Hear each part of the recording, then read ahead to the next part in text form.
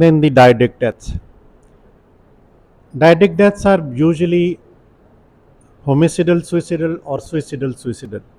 That means the person who is determined to commit suicide first will cause homicide, will murder someone else and then commit suicide.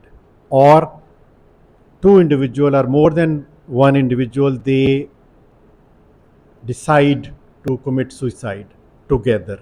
So these are called Dydiac deaths.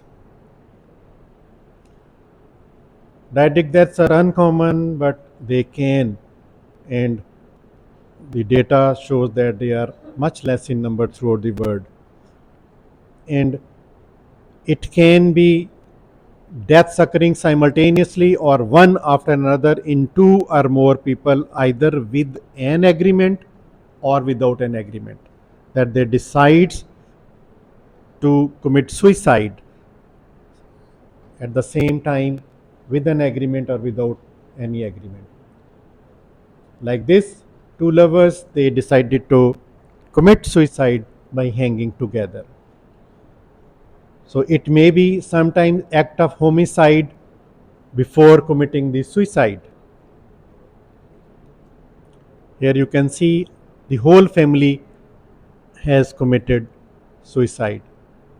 So the dyadic deaths thus can be broadly described as homicide suicide.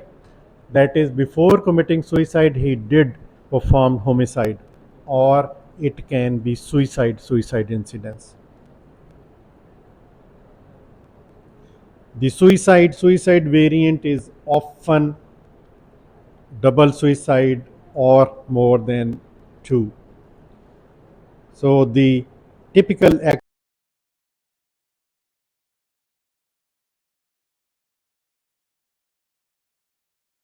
most important, and it is very challenging to decide the manner of death. So detailed examination of the scene of crime will help in reconstruction and deciding.